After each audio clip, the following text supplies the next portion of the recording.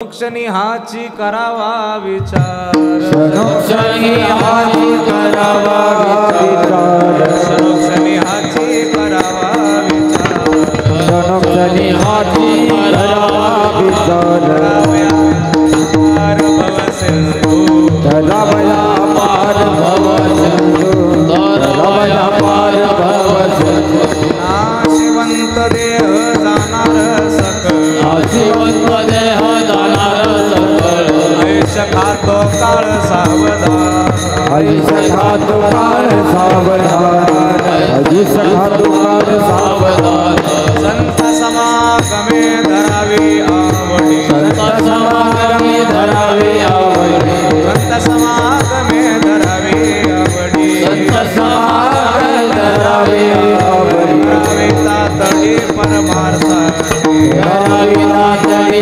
परमार्थाची, धरावी तातडी परमार्थाची, तुका म्हणे इह लोकीच्या व्यवहारे, इह लोकीच्या व्यवहारे, तुका म्हणे इह लोकीच्या व्यवहारे, इह लोकीच्या व्यवहारे, डोळे दुरे धरुनी राहू, डोळे दुरे भरुनी राहू, डोळे दुरे भरुनी राहू, नाशिवंत देह जाणार सकळ, नाशिवंत देह जाणार सकळ, नाशिवंत देह जाणार, नाशिवंत देह जाणार सकळ, काळ सावधान, आयुष्य खातो काळ सावधान, आयुष्य खातो काळ सावधान, विठोबा रखुमाई, हा जय विठोबा रखुमाई, विठोबा रखुमाई, जय विठोबा रखुमाई, विठोबा रखुमाई, जय विठोबा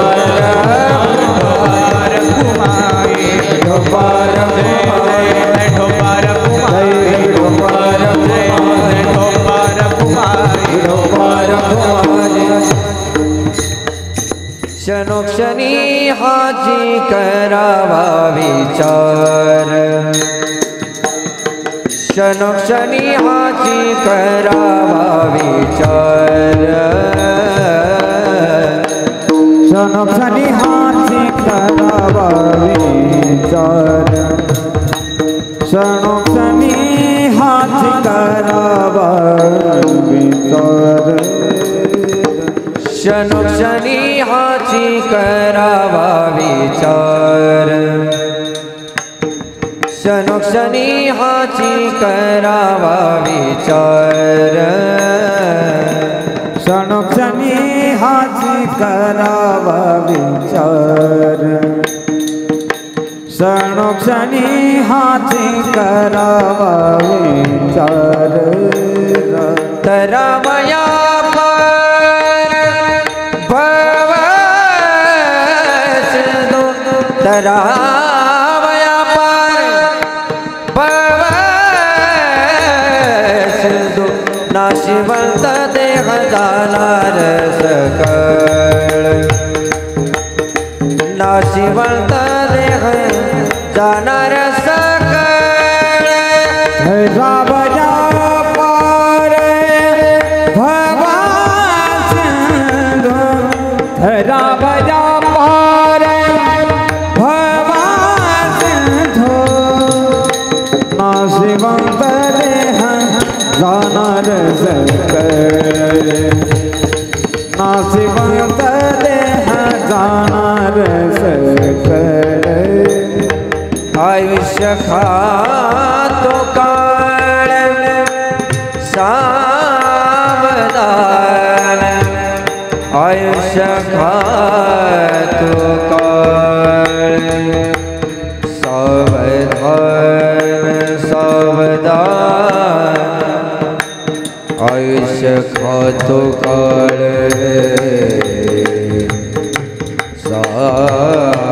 सावधान, सावधान, आयुष्य खातो काळ सावधान,